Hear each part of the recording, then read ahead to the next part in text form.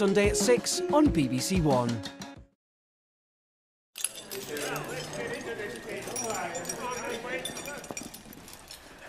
Now on BBC One, Sarah Smith with Sunday Politics.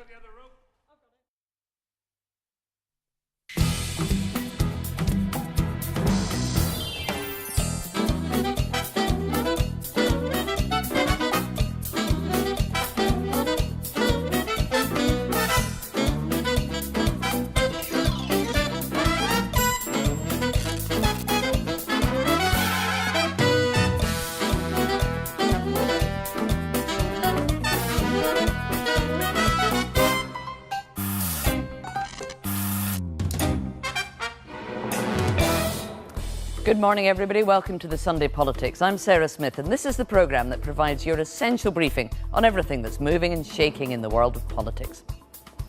The company which became Cambridge Analytica boasts of cynical interference in foreign elections years before they were awarded UK government contracts.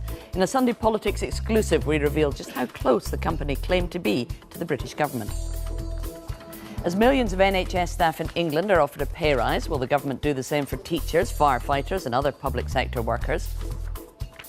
We will have the world's best teacher here in the studio. Does she have any lessons for Theresa May?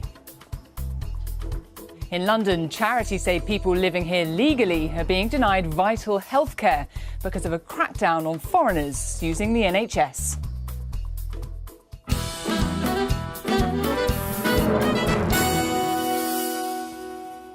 All that's coming up in the programme, and with me today we've got our very own set of Westminster whistleblowers to give us the inside scoop on all the big stories. Camilla Tominey, Zoe Williams and Tom Newton-Dunn. Now, it's been a hectic week in politics, dominated by revelations about Cambridge Analytica, and we've got our own exclusive on that story later. But that is far from the only major development this week, so here's a quick catch-up. On Monday, David Davis and his EU interlocutor Michel Barnier announced they had agreed a transition deal. And to celebrate, they'd coloured in much of the document with green highlighter pen. Back home, not everybody was so pleased. The government had rolled over but had not even had its tummy tickled. Several Tory MPs are deeply concerned that the EU will still control fishing rights until the end of the transition. Some ardent Brexiteers took to the water in protest. The whole thing is a disaster. Back on land, it is the 300-mile-long Irish border that's running like a fault line through the rest of the Brexit negotiations. Irish Taoiseach Leo Varadkar said EU unity would never break down on the need for a cast-iron backstop solution. The European Union and other member states understand as a whole that in some ways this is a test as to whether it is worth being a member of the EU or not. Labour's Northern Ireland spokesman Owen Smith had an exit of his own this week from the shadow cabinet. He was sacked after calling for a referendum on the final deal.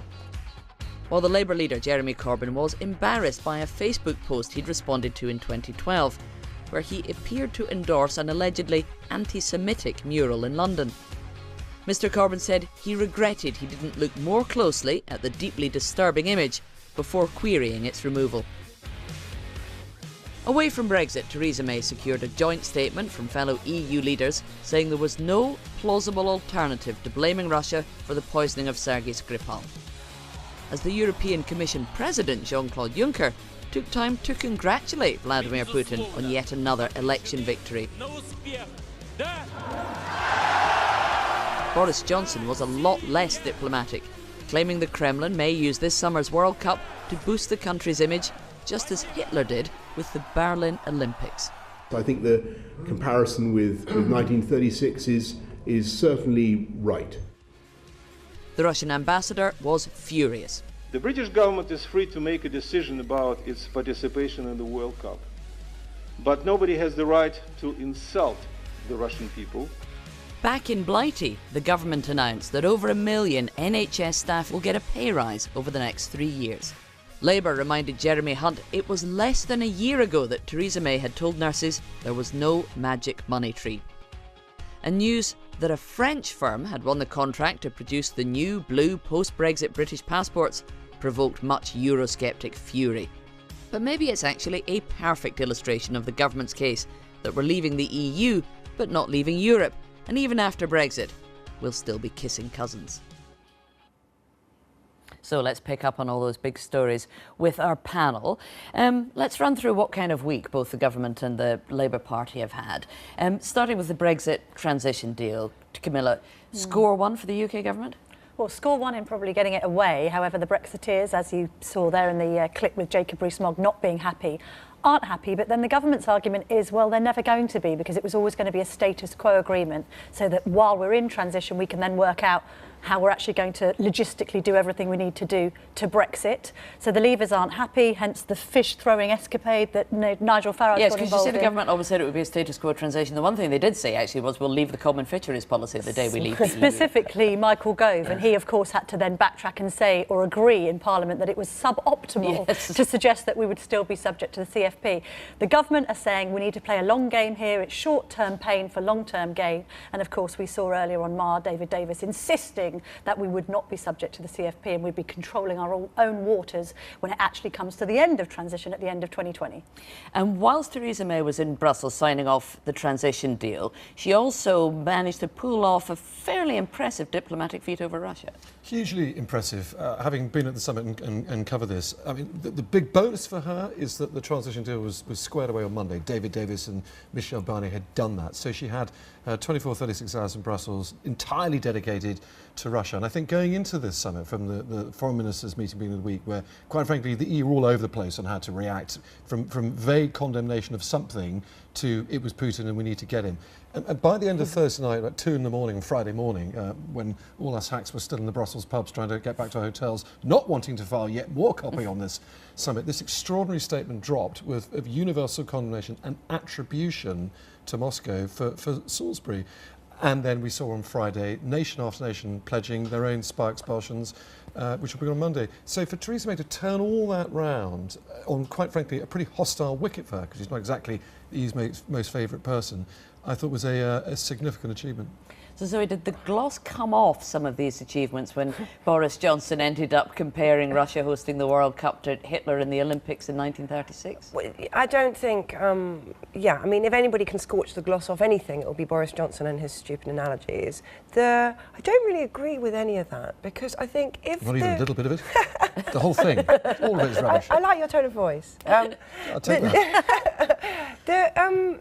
For the EU not to have condemned Russia, for them not to have taken coordinated action, for them to have actually taken the background of our slightly, unpleasant relationship with them at the moment and used that in order to kind of make a different response to Russia would have been absolutely seismic. So there was nothing else that they could have done and nothing else that they would have wanted to do, I wouldn't have thought. Although Jean-Claude Juncker did send a gushing note of congratulation to His Excellency Vladimir Putin, which went down very badly with his own member states. Absolutely loves Putin historically as well and plays tennis with the wives of his main supporters. There's absolutely no shortage of people in the EU. It's stretched to say Boris loves Putin. Yeah, and I think there's a difference in how you congratulated before and after the Salisbury poisoning. Well, listen, there is a history of people having either cozying up to or making bellicose language against Putin to serve their own political expedience, and it doesn't actually tell very much in the long run. The point is that for the EU not to have got behind the UK in this situation would have been much, much more problematic than you're kind of letting on with those sceptical faces. So, but look where they were at the beginning of the week. Foreign ministers meeting on Monday. Yeah. There was no attribution of blame to Russia. Friday morning, there was. That's an achievement. Even done by a Tory Prime Minister, Zoe. Go on, give her that much. Seriously, you think that Theresa May persuaded them to look at evidence and then persuaded them to believe it? You Very don't much think so. they just looked at evidence and believed it? No, because they went to this entire summit not wanting to do this. You know, the Hungarians, the Greeks, the Italians, none of them wanted to condemn Russia because they've got big business links. That's where their alliances are. I think what you're doing. She got Macron and Merkel on side. I think what you're doing, and I think you two are going to have to agree to disagree on this for a second, and we'll just move on. David Davis was on the Andrew Marr show, and he was asked about a story that's around this weekend about links between Vote Leave and Cambridge Analytica, the company that's been in all the headlines this week. So let's take a quick look at what he said. The individuals concerned have denied it. It's really a matter, if there's any truth to it at all, for the Electoral Commission to investigate, but that's for them to decide, not for a minister to say.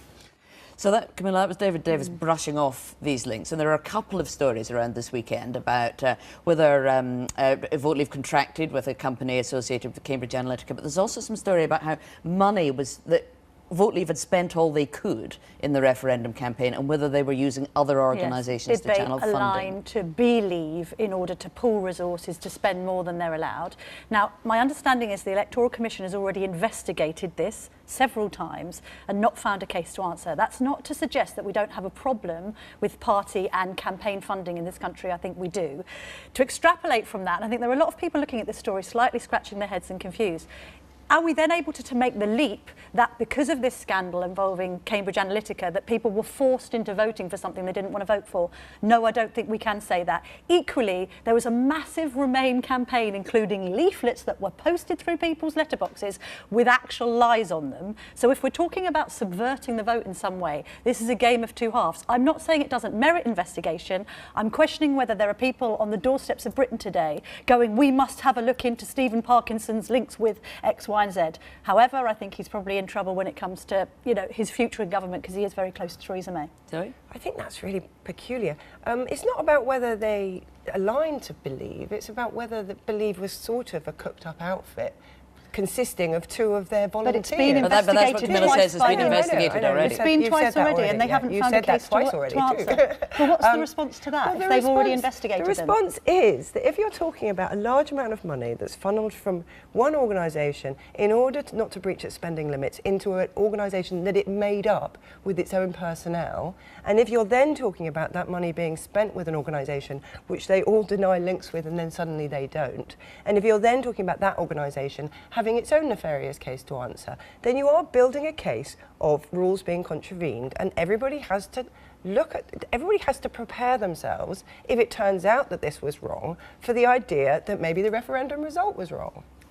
Now, we need to talk about the Labour Party as well, because there's been some fairly significant developments with them this week. Owen Smith sacked on Friday night from the shadow cabinet for saying there should be a second referendum on Brexit.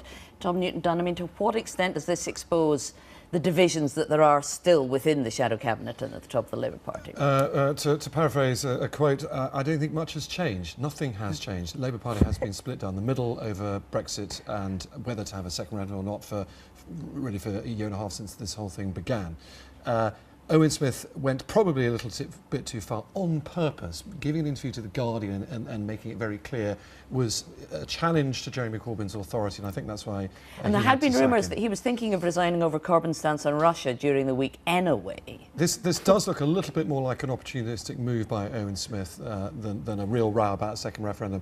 He struck a moment of huge weakness for Jeremy Corbyn, not just Jeremy Corbyn's rather odd stance on Russia, not wanting to attribute blame to Moscow for Salisbury, but also remember the mural affair, which all was exploding by Friday evening. Jeremy Corbyn is under probably the greatest pressure since the general election in his leadership, and his enemies, of which Owen Smith is a well-known member of that camp, are looking to exploit that. Well, we're going to pick up all of those stories with the Labour Party with Labour's Shadow Transport Secretary, Andy MacDonald, who is in Middlesbrough. Thank you very much for joining us. Did it really merit sacking Owen Smith when he said he thought there should be a second referendum on Brexit? Because after all, he's in tune with most of the Labour Party membership on that, isn't he?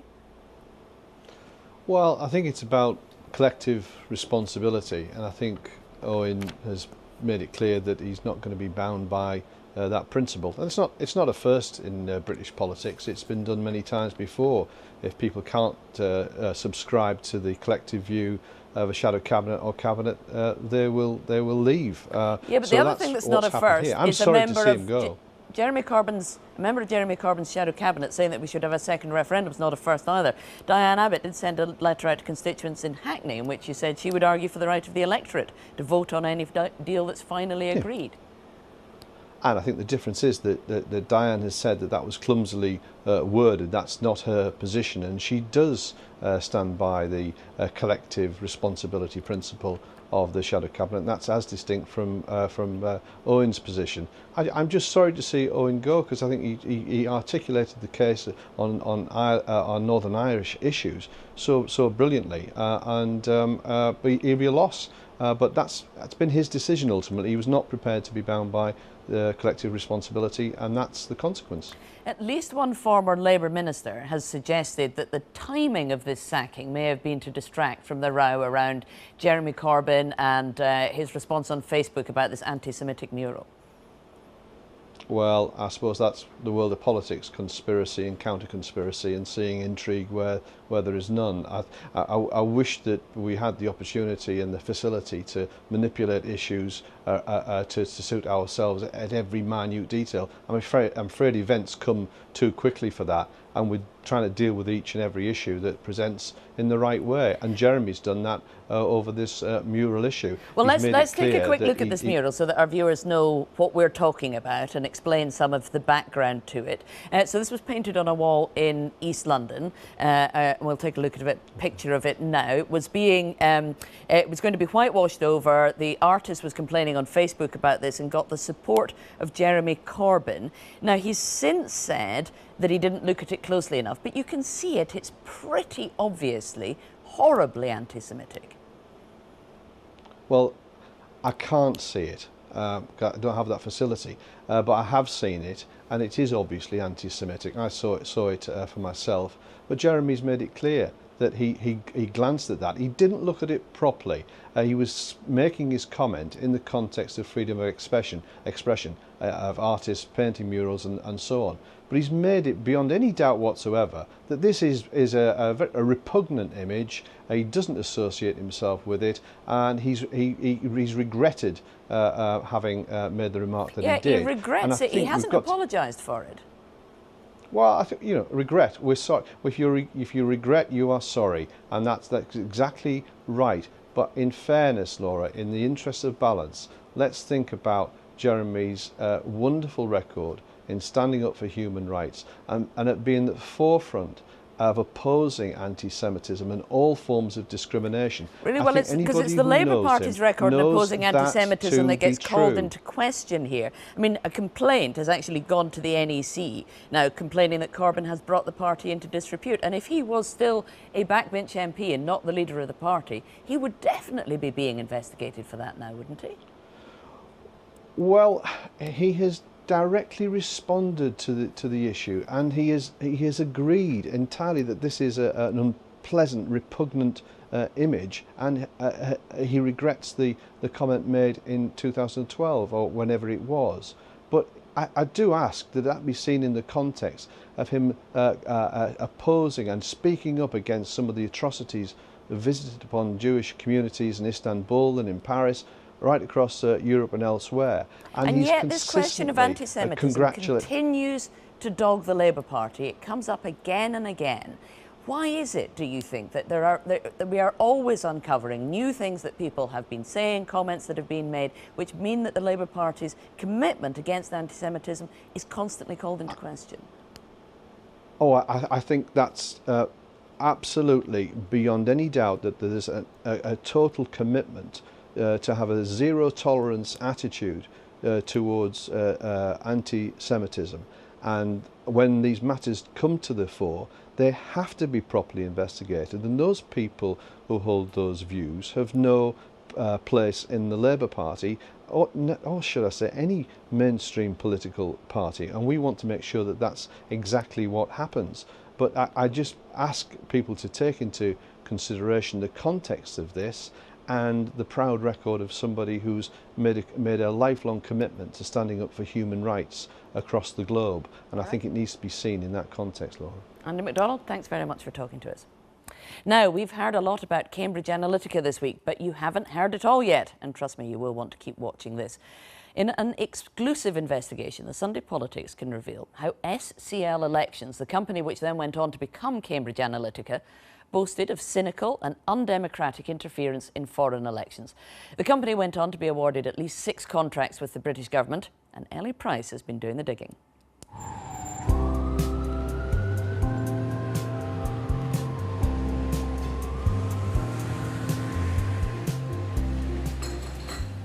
The story this week has seemed fiendishly complicated, and it is. But it's something we should probably all be slightly worried about. The Sunday Politics has been leaked this document from the parent company of Cambridge Analytica. We'll come back to that in a moment. But what I think this all boils down to is who's using our data and for what? The story starts with 270,000 people taking a personality test on Facebook in 2014. The sort of slightly silly thing you might do when you've got a spare 2 or 3 minutes. This isn't it, by the way, but one like it. In the 2014 case, by taking part, it meant developers of the app could get hold of not only the user data of the person doing the quiz, but also the data of their friends on Facebook. In fact, about 50 million users, mainly in the States, were probably affected. The claim is that data was sold to Cambridge Analytica, which then used it to psychologically profile people and deliver pro-Trump material to them in the US election. Cambridge Analytica, who did work for the Trump campaign, deny that. But it hasn't helped that Cambridge Analytica's now suspended chief executive Alexander Nix was caught on camera by Channel 4, with an undercover reporter posed as a businessman wanting to influence a local election. Mr. Nix appeared to talk about how his firm could discredit political rivals. The man sitting next to him is Mark Turnbull. I'm a master of disguise. Yes. The managing director of a company called SCL Elections, what became Cambridge Analytica. And SCL had at least 6 contracts with the British government. This is where it gets even more interesting. We've been handed this brochure published by SCL a few years ago, setting out what it can do for its clients. It talks about being able to win elections, of using military applications adapted for civilians, of exploiting the fears and worries of voters, and even of persuading people not to vote. The document no longer exists on the website, but details work carried out in various foreign elections. In Latvia in 2006, SCL said its research showed ethnic tensions between the indigenous Latvian and Russian populations would play a determinative role in voting. The company claimed it ensured this crucial wedge issue was used by its client. In Nigeria in 2007, SCL claimed it organised anti-election rallies on polling day in opposition strongholds, even using local religious figures to maximise their appeal to rural communities. And before the elections in Trinidad and Tobago in 2010, SCL describes an ambitious campaign of political graffiti that ostensibly came from the youth, so the client party could claim credit for listening to a united youth. Most of the examples detailed in the brochure happened before the MOD, the Home Office and the Foreign Office entered into contracts with SCL. It also makes bold claims about close links to the British government.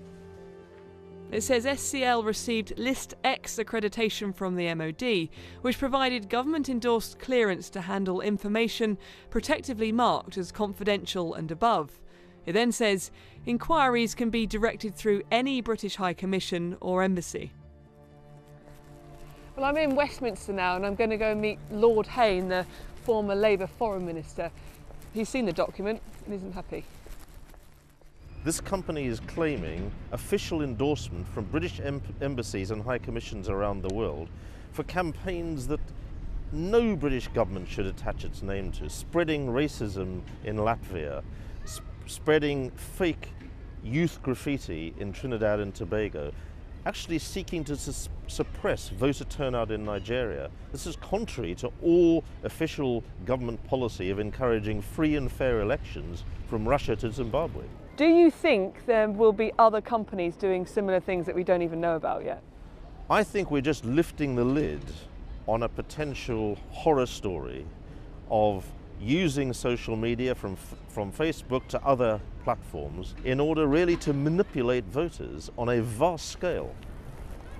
Well, Lord Haynes just told me that he's going to go and table a written question now in the Lords, asking the British government to disassociate itself from any of the claims made in this paper. The Foreign Office told us it is not now, nor ever has been the case, that inquiries for SCL can be directed through any British High Commission or embassy. They also added that our understanding is that at the time of signing the SCL contract, the Foreign Office was not aware of SCL's reported activity in Latvia or Nigeria. On the security clearance, the MOD says SCL only held a provisional List X accreditation and haven't had it since 2013. Well, the number keeps ringing out. I have been trying to ring SCL all day for some kind of response. As yet, nothing. This is their head office, but yeah, still haven't heard from them. The registered address on SCL's website is the same as Cambridge Analytica's. Eventually, the acting CEO of Cambridge Analytica sent us a statement saying Cambridge Analytica was formed in 2013 out of a much older company called SCL Elections. We take the disturbing recent allegations of unethical practices in our non-US political business very seriously. The board has launched a full and independent investigation into SCL Elections' past practices, and its findings will be made available in due course. The offices here were raided on behalf of the Information Commissioner on Friday night. The company appears to have a growing list of questions to answer. Well, let's discuss all this with the former International Development Secretary, Andrew Mitchell, who's in the Midlands. Thank you for joining us this morning. You must be deeply concerned by what you heard just there. Yes, I think it's absolutely appalling. And of course, the specific 3 examples which you mentioned, that in Latvia stirring up racial hatred, and also in the Caribbean and in Nigeria, and of course in Kenya, where they've been active, where of course the last election was very heavily contested. There was a great deal of violence, and the previous election there was massive violence, and it became a very concerning and deep international issue. So the document lays out a whole series of exceedingly undesirable and pretty corrupt practices.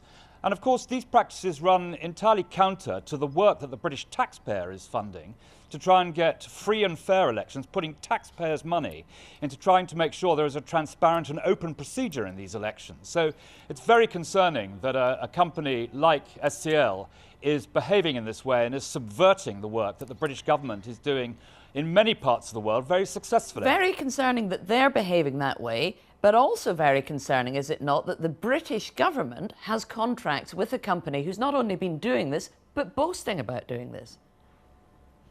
Well, it's not clear from what the Foreign Office told you whether that is still the case, but I have no doubt that any It doesn't really matter whether they've got ongoing contracts or not. Any contracts shouldn't have been undertaken with this company, should they?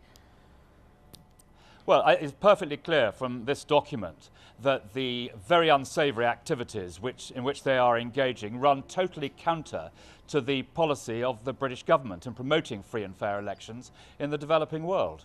So should the government be undertaking an investigation into how on earth it was that they were offering contracts, paying money to a company who in other parts of the world were subverting the very aims of that same government?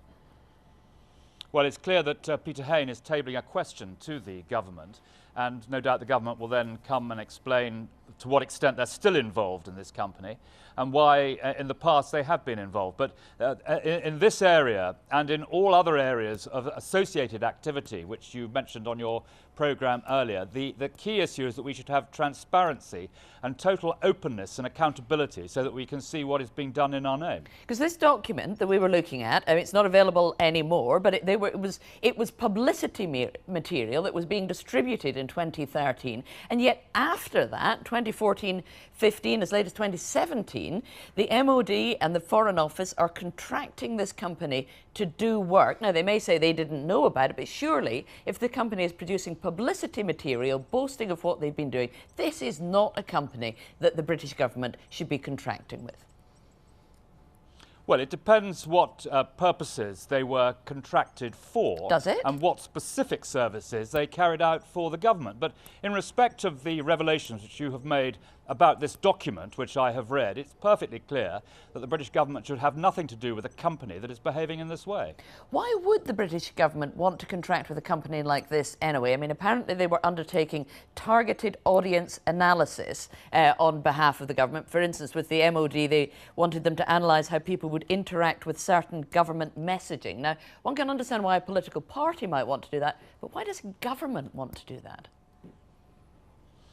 Well, I'm not privy to the details of the contract which the government awarded, and we would need to know what those details were in order to reach a conclusion on the perfectly valid question you are asking. But in respect of the document which you have produced today, which I have read, and in respect of the activities that they've been undertaking in the developing world, which are the activities you've asked me to comment on, I think these activities are deeply unsavoury, and they run totally counter to the policies and practices which are funded by the British taxpayer, which are taking place in the developing world. And the government obviously had looked into them, well, one would hope, fairly deeply, because they gave them List X clearance, and that allows them access to information which is secret or above. So before you start handing out secret documents to people, one would imagine that you would undertaken a fair amount of background research into them and would have uncovered at the very least some of their publicity material. Well, it was confidential and above, and these are snake oil salesmen, but you will want to ask the British government to answer those questions, because they are the people who are in possession of that information. But you were the International Development Secretary at a time when this company was claiming it could be contacted through British embassies and high consulates around the world. Well, their documentation and their activities never came into my office, and as far as I'm aware, I had no contact or any dealings with them at all. I mean, it was the policy of the Department for International Development when you were there to strengthen the democratic character of the Nigerian political processes by providing support to key electoral bodies and so on. That's what the DFID's website claimed. That was presumably what you yourself were working towards. Did you have any idea that previous to that there had been a company, whether or not you knew about their British government links, who had been working to do the precise opposite in Nigeria? No, and of course the excellent work that was carried out by DFID in promoting free and fair elections, where we put British taxpayers' money into that, is entirely different from the activities of SCL, which of course were paid for by political elements within those countries to handle elections in the very unsatisfactory and repugnant way in which your report sets out. And so, I mean, you pointed to the fact that Peter Hain is tabling a question, and doubtless some kind of investigation into this will need to be undertaken. You've been inside government, you know how this works. When contracts like this are handed out, who is it who's signing them off, and who is it that we need to ask some serious questions of as to why the British government wanted to do business with SCL Elections? Well, the British government is one entity, and therefore you will get one answer from the government to the questions that you ask and that Peter Hain tables in the House of Lords. You know, the government acts as one entity, and that's, you'll get the answer, the official answer and the accurate answer from the government in the normal way.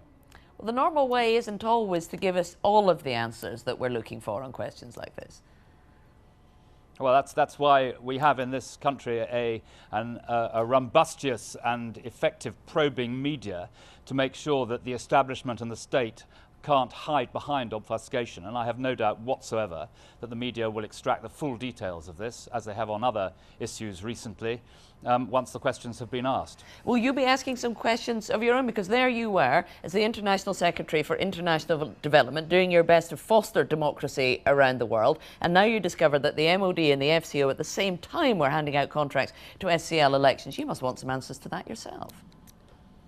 Well, I think it's pretty clear that DFID was not engaged in this, but absolutely. I shall certainly look with great interest at the question which Peter Hain asks and the answer which he receives from the government. Andrew Mitchell, thank you very much for joining us this morning. Now, NHS pay has been in the news this week. It's going up, but is it enough? And does this mean that other public sector workers, like teachers, will get a pay rise too?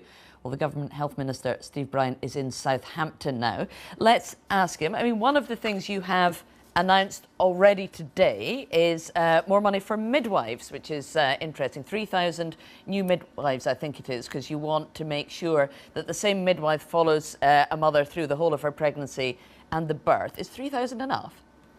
It's a great start, isn't it? And it's been a great week for the NHS. I mean, on Tuesday, we announced these 5 new medical schools. On Wednesday, we announced a landmark pay deal. And then today, we're announcing a 25% uplift in midwives. So we did the same for doctors. We then did the same for nurses. And now we're doing for midwives. All the research we know, Sarah, says that, you know, we want the NHS to be the safest place in the world to give birth. And all the research suggests that this continuity of care, having the same midwife right the way through, reduces the case cases of miscarriage and reduces the case of premature birth. Absolutely, so but the I think Royal it's a really College good of Midwives announcement. say that the NHS needs 3,500 more midwives just to carry on doing what they're doing, let alone to introduce this policy of the continuity of care that you're talking about. So 3,000 isn't going to cut it, is it? Well, I think just listen to what the Royal College of Midwives have said. I mean, a pretty effusive welcome for this, and so they should. I think this is a really positive story today. And you know, what we know is that the only reason we're able to do this, the only reason we're able to make the pay announcement this week, which has been rightly, roundly welcomed across the country and across the NHS, is because the economy is recovering. And we know that when the British economy suffers, the NHS catches a cold or worse. And we see in other parts of the world where countries' finances fall apart and they have to borrow to fund their public services, it's the public services that suffer, and then the poorest in society that suffer most. So we're getting the public finances right. That allows us to make the sort of announcements we've made this week, and they should be welcomed. So and they are. basically, you're saying you found the magic money tree. No, what I'm saying is that we're starting to heal the economy.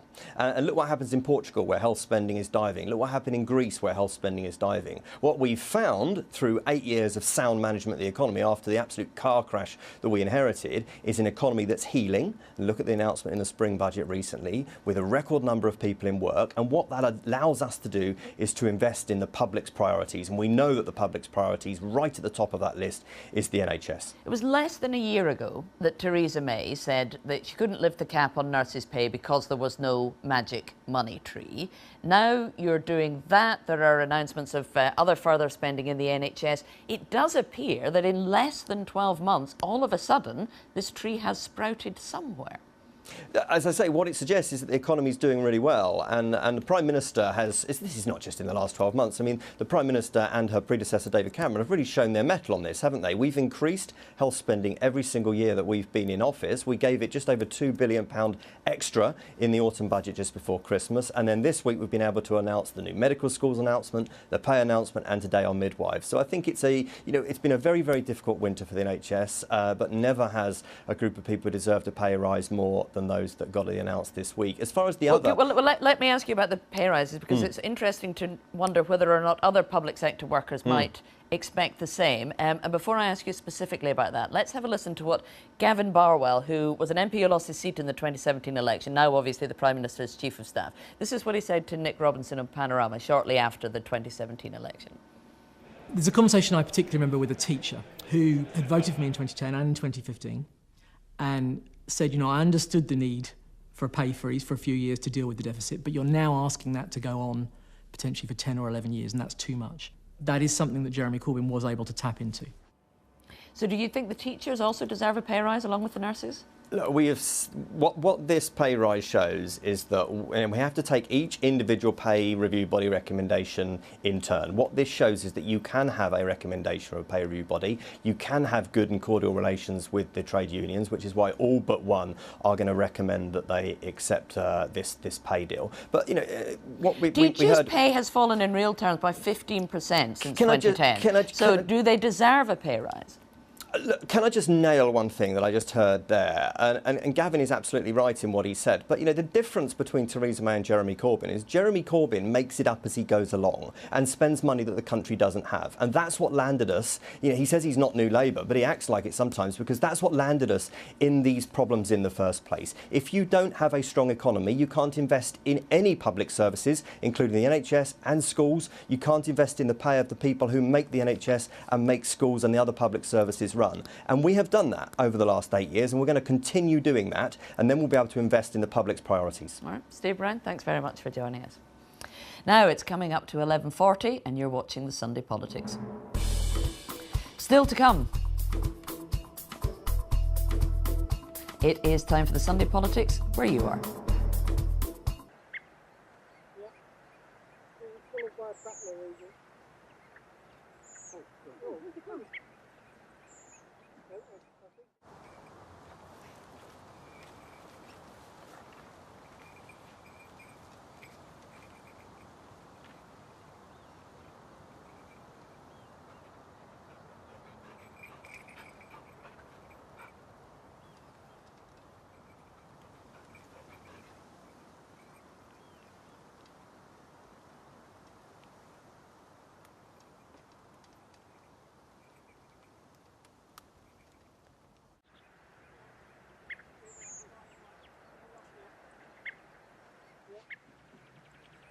Going right. And right. Still going. That's the road. Still going. Right. Still going. Oh, it's going. It's going left again. Just to go left. Yeah. It's followed by a battler region. Oh, where's it going? I think.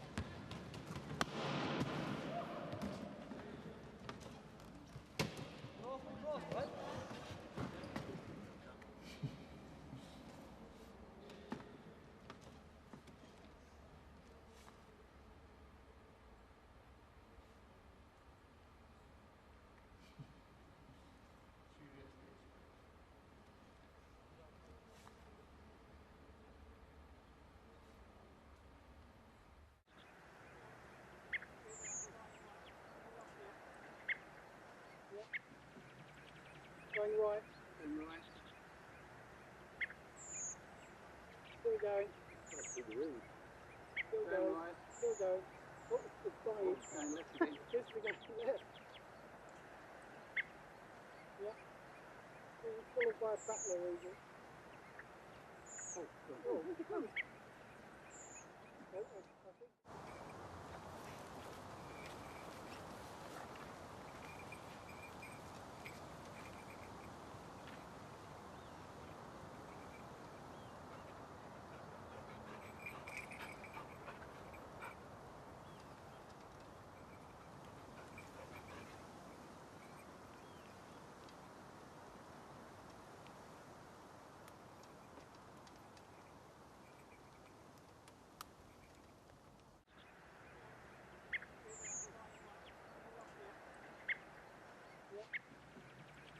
Going right. And right. Still going. That's the road. Still going. Right. Still going. Oh, it's going. It's going left again. Just to go left. Yeah. It's followed by a battler region. Oh, where's it going? I think.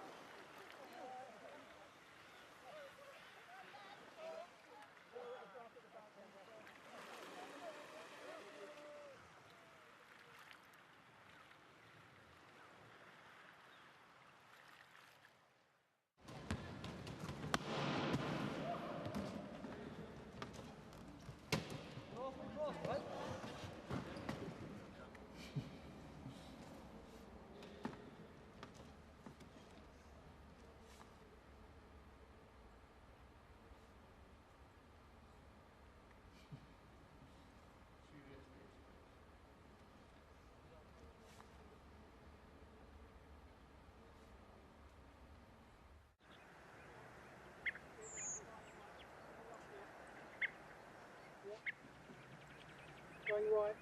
And right. Still going. That's the road. Still going. Right. Still going. Oh, it's dying. Going left again. Just to go left.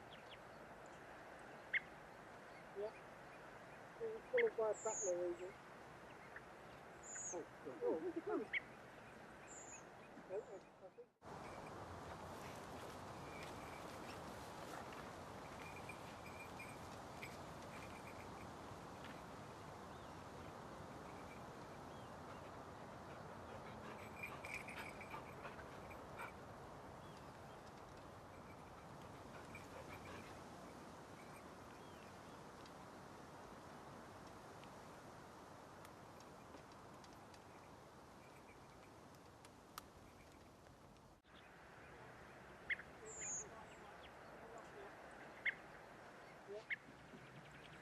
Going right and right. Still going. That's the road. Still going. Right. Still going. Oh, it's dying. Going left again. Just to go left. Yeah. It's followed by a battler region. Oh, oh. I think.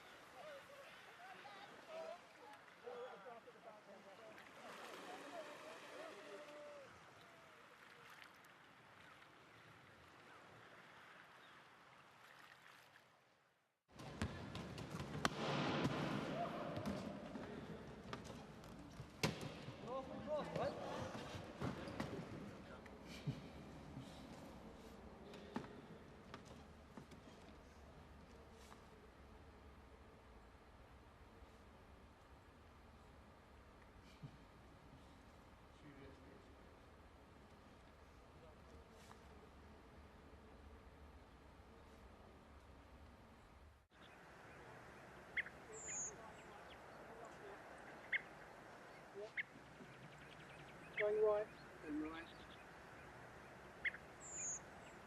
Still going. That's the road. Still going. Right. Still going. Oh, it's dying. Going left again. Just to go left.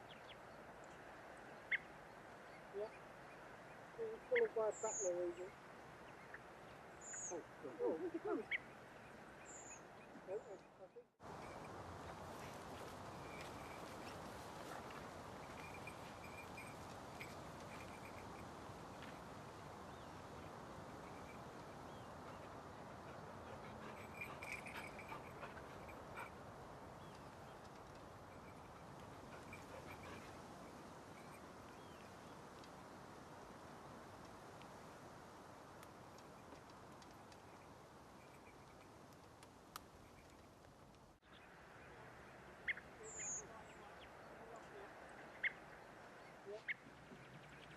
Going right and right.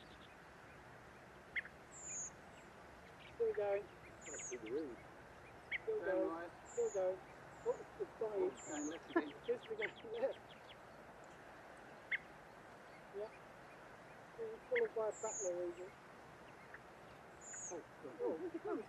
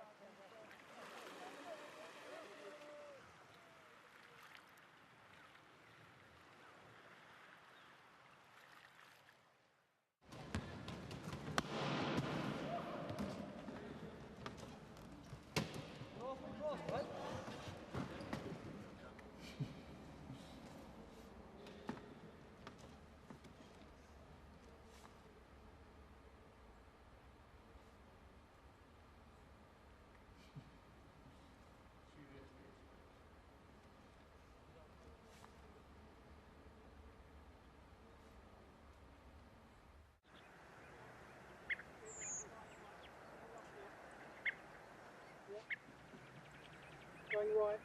And right. Still going. That's the road. Still going. Right. Still going. Oh, it's dying. Going left again. Just to go left. Yeah. Being followed by a battler, is it? Oh, God. Oh, I think.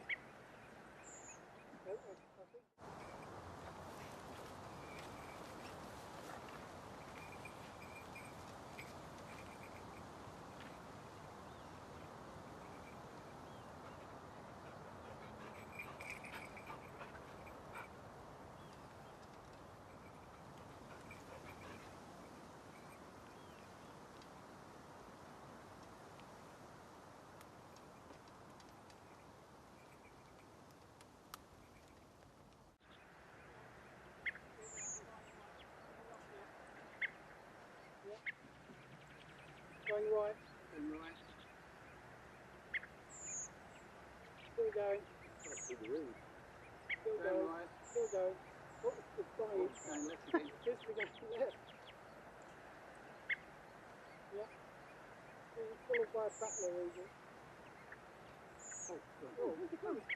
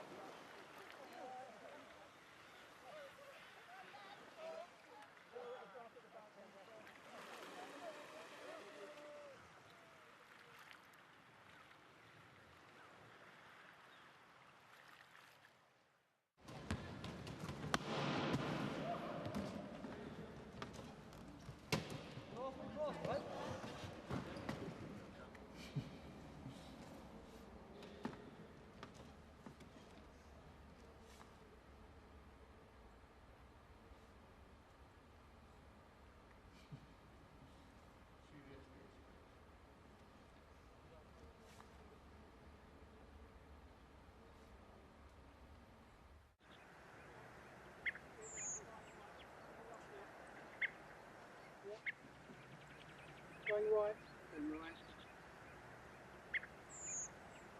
Still going. That's the road. Still going. Right. Still going. Oh, it's dying. Going left again. Just to go left. Yeah. Being followed by a battler, is it? Oh, God. Oh, I think.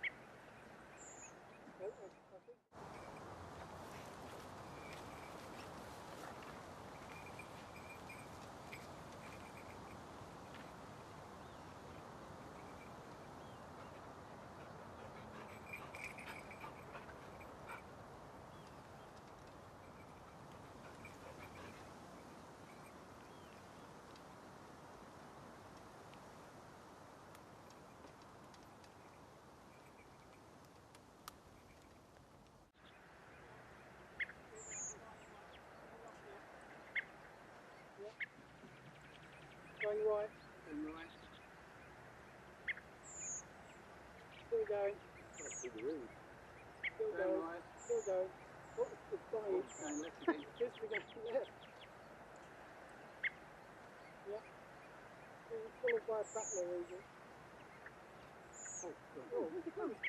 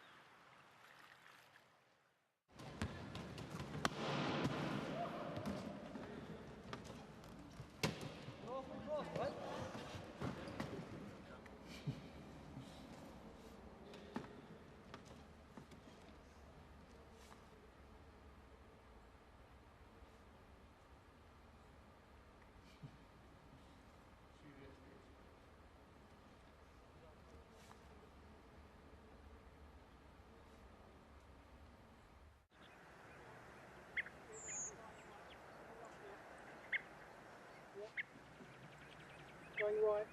And right. Still going. That's the road. Still going. Right. Still going. Oh, it's dying. Going left again. Just to go left. Yeah. It's followed by a battler region.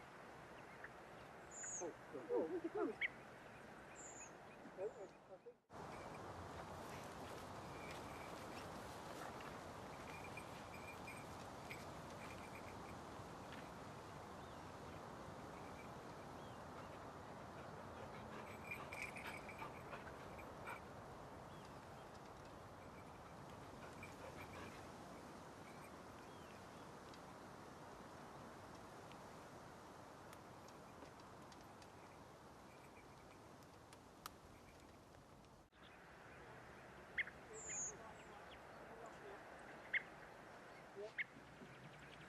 Going right. And right. Still going. That's the road. Still going. Right. Still going. Oh, it's dying. Going left again. Just to go left. Yeah. It's followed by a battler region. Oh, God. Oh, I think.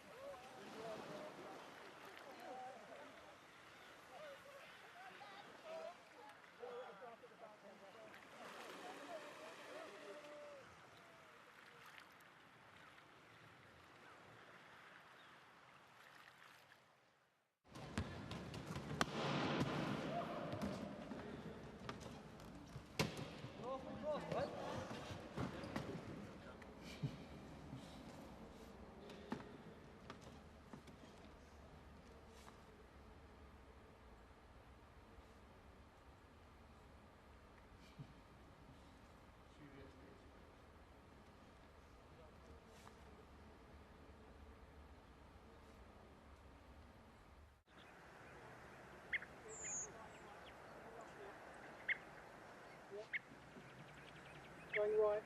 And right. Still going. That's the road.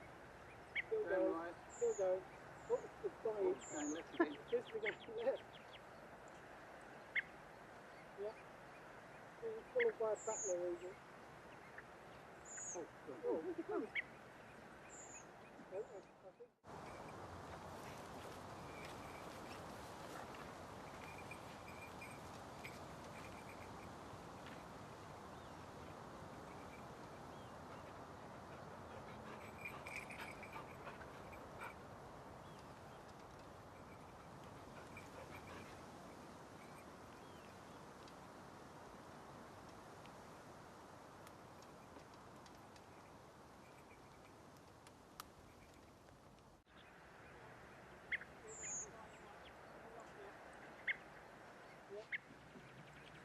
Going right.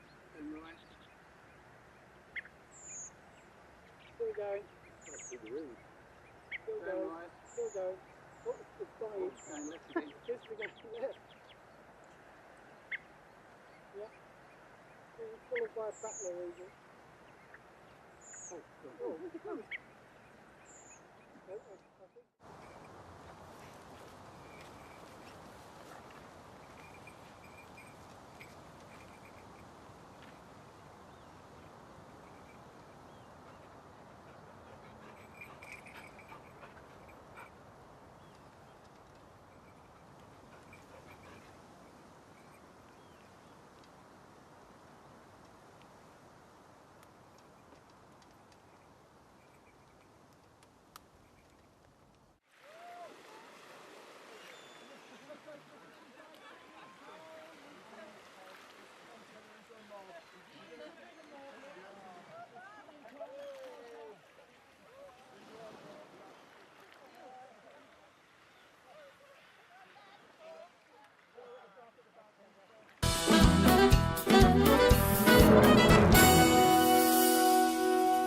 Welcome back.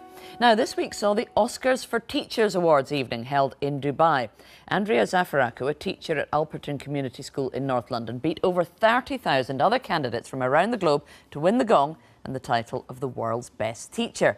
Well, back on British shores, she met the Prime Minister this week, where we're told she had a robust discussion on education funding. And, luckily, she's here with us now. Thank you very much for coming in to talk to us. Congratulations. Thank you very much. Thank you. What's the secret? What does it take to make the world's best teacher? Good question. No, I'm just very fortunate. I'm fortunate that I work in a school where I'm very much supported. Things have just been incredible in terms of the journey that we've been having. What I believe it is just knowing that it's not just what we do in the classroom that matters, but what happens outside the classroom. Because you're an art teacher and you fundamentally believe that art is a foundation for all the other learning at a time when a lot of schools are cutting arts programmes. I've seen how it transforms lives. I've seen how our students use it to really have that as their own platform, support them with their other subjects. They are vital. They are so significant. That's fine for a student who's good at art and enjoys it. Does it really make a difference to the whole school? Absolutely. Absolutely. We're not just talking about art as in art and design. We're looking at drama. We're looking at music. PE, all the creative subjects. What you'll find is that these subjects enable children to tap into their creativity, to tap into their personality. It helps them to build culture, their own characters. And that's when you see some fantastic human beings created. So you went in to see the Prime Minister. I did. Did you give her some of your views on education? What did you talk to her about? Oh, it was lovely. It was an honour to meet Mrs May, and I felt so sorry for her. I don't think I gave her a moment to speak back. It was fantastic. We discussed about my school. She asked me how my school was, what we did in our school. You know, really, really interested about the work that we were doing there. But did you tell her what you think she should be doing with education policy and how to bring other schools? Because your school's in a particularly deprived area. You have some real challenges there. Did you tell her what needs to be tackled with government policy on that? I explained to her what we do at our school and how we make a difference and how we change things. I explained to her also and gave her some scenarios about the children that we have and what a difference teaching the arts can have to them. Because you've got kids who are coming into school simply having not had breakfast, not had enough to eat in order to be able to concentrate on only learning all day. That's right, and we have children who lived in share homes, and we have children who just getting into school, for me, is a miracle. We have children who are walking to school and they're very vulnerable from what's outside our gates. So yes, they do experience that, but again, it's just making sure that when they are in the school building, that is not an issue. So if you were Education Secretary for the day or the week, what would you change about how the government is directing its education policy? How long do you have? There's so much we can do, and I think I'm in a position now, and thank you to the Barkey Foundation and to Sheikh Mohammed and the Global Teacher Prize, that teachers now have a voice. And for me, it's so significant that we listen to our teachers, and the teaching profession needs so much more support. We need people to really listen to us because, we work extremely hard, and I would really like somebody to listen to what we've got, and also not just that, to make sure that they appreciate what we are doing. So does that mean teachers need a pay rise? We were talking about nurses getting a pay rise earlier. I think it will be really interesting to ask teachers what they think they would like, and most of the time it's just appreciation. But that's one way the government can show its appreciation, of course, is by giving them a pay rise that at least means their wages keep up with inflation. Well, that could be a way, but there could be other ways as well. I mean, there are many companies who do support their staff and who do provide perks, should we say. But I think it's at the right time now is to listen to what could make a difference. It could be reducing the workload. It could be looking at pay. But most of the time, I believe, is appreciation, showing that this is that you are valued. I mean, this is the mother of all professions, teaching, isn't it? Well, it's a pleasure to have you here. So I know our panel are desperate to talk to you, Thank you. as well, because it's fantastic to have Andrea here. Zoe. No, we certainly weren't going to hassle you into castigating the government, which would be totally the wrong moment to do it. Do you feel like now you've got this prize, you're going to have a lot of kind of international tendrils opening up? People are going to want to hear about the British education system from where they are, that you're going to have to, you know, turn into our global ambassador? I have met some incredible people through this journey of being part of the Global Teacher Prize, and those conversations are already taking place. And I can't wait, because I'm learning, and I can bring so much back here. And also some of the things that I've learned from other colleagues, from the other finalists, it's just mind-blowing. And it was great because all we were talking about education, all we were talking about what we do for our communities, how we help our kids. And that's just fantastic. Those are the conversations I love having.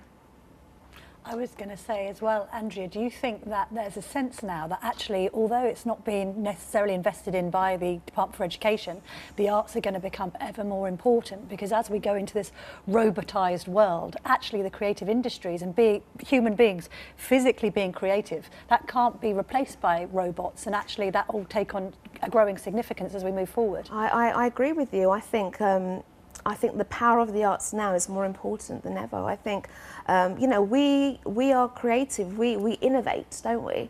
We are the ones who create the inspiration, and robots can't do that. Andrew, I'm sorry to ask a political question, but oh dear. This week, it is a politics show after all. Yeah, that's right. This week you saw nurses and other NHS workers get a 6% pay rise over 3 years. Teachers aren't getting that. Yeah. Should teachers get the same thing? Well, I also read somewhere that the average pay for a teacher was it £18 an hour? £17.70. Is that right? Why prioritise the NHS over the education side? Well, I don't think we can. They're both incredible, important services. If I could speak on behalf of the teachers, I know that teachers, just like in the NHS, we go into work early, we work our school day, we finish, we carry on working, we leave by being chucked out of the building, we go home, we then continue working. We work during our half terms, we work during our weekends, we work during our summer holidays. We work extremely hard. I think that speaks for itself, Andrea. Thank you very much for that. And now let's return to our top story, the revelations that SCL Elections, the company which then went on to become Cambridge Analytica, boasted of its links to the British government after it had publicly disclosed its interference in elections around the world. A short while ago, I asked the former International Development Secretary, Andrew Mitchell, if the British government should really have continued contracting with SCL. Well, it depends what purposes they were contracted for. Does it? And what specific services they carried out for the government. But in respect of the revelations which you have made about this document, which I have read, it's perfectly clear that the British government should have nothing to do with a company that is behaving in this way. So we have this document that he was talking about, the one that was passed to the Sunday Politics here, in which this company, SCL Elections, boast of their interference in elections around the world. I mean, in complete contravention of what Andrew Mitchell's department were wanting to do in terms of bolstering democracy there. He seems fairly appalled and wants some answers. Is this going to be something that will trouble the government? Yeah, I think it will, and hugely, because we also learned today elsewhere that these contracts that the FC and MED have with SCL Elections, one of them only expired last month. So this is not some ancient historical problem. And I think this plays into the far bigger question, which is there are companies like SCL, Cambridge Analytica, AIQ, going around exploiting this huge area called data, which is massively unregulated all over the world. And look at the problem Facebook has got in the United States. And these companies are coming in, whether they did it or not, to influence the EU referendum campaigns, another argument altogether. But the whole area of data, it's the Wild West of politics at the moment. There are no laws, it's anarchy. And companies like this come and exploit. And it should be no surprise that the government should allow this completely unregulated free-for-all, that they're going to get their own fingers burned by association. We don't know exactly what SCL were doing with these government contracts, and that's something that would be very interesting to find out. Is that what matters more, or the fact that they were giving a contract at all to a company that boasts of the way it could interfere in other countries' elections? It's a very strange business, right? Their own publicity material is a story about manipulating in a nefarious way elections across the world, and it's impossible to conceive the situation in which the MOD, for example, needs those services. I can't see how they could help. Obviously, as Tom said, you know, A, it's uncharted, B, it is anarchy, C, political influence by kind of a company is it only becomes controversial once it's successful, you know. So in a way, they're kind of, they've done these things which are unethical, you know. Exploiting religious and ethnic differences is kind of unethical, and it's not what a British Council would ever want to do. But it's very hard to pin down which bit of it is illegal at the moment.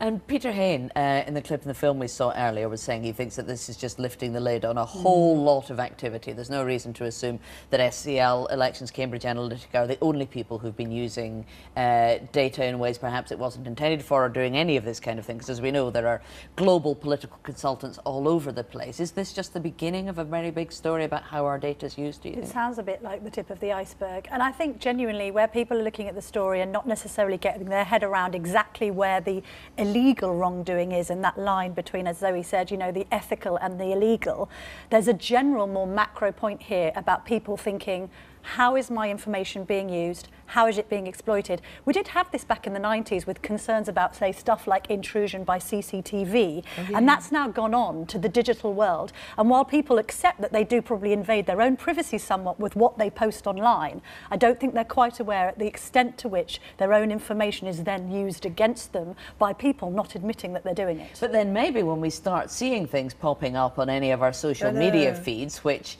of course have been carefully targeted to appeal to our likes or our fears, we'll understand that the same way you know when a leaflet's posted through your door that it's come from a political party or a campaign, we'll get this a bit better. It will just make us more literate about kind of, I'm annoyed, I never get political adverts on Facebook. They just obviously have me pegged as... I think they know which way you're voting. Well, there's a consumer argument. If you buy something, it'll come back at you. You know, I'm looking at it for a car at the moment, and all I've had all week is these SUVs firing back at me. We expect an element of that. It's the lack of transparency about the use of the data. And I think this is where this goes. If you're going to get smashed by 29 different adverts a day on your Facebook or your Twitter profiles to vote this way, vote that way, you need to know that all this information is coming at you is because it's from a political party. You get a leaflet through your letterbox, it says this is printed by the Conservative Party or the Labour Party. That doesn't exist on social media, it doesn't exist in digital, and that's what will. That's where possibly some new rules will have to come in. Well, thank you all very much for coming in this morning. That's it for today. Parliament's taking a break for Easter, so we'll be doing the same, and we will be back later next month. So until then, bye-bye.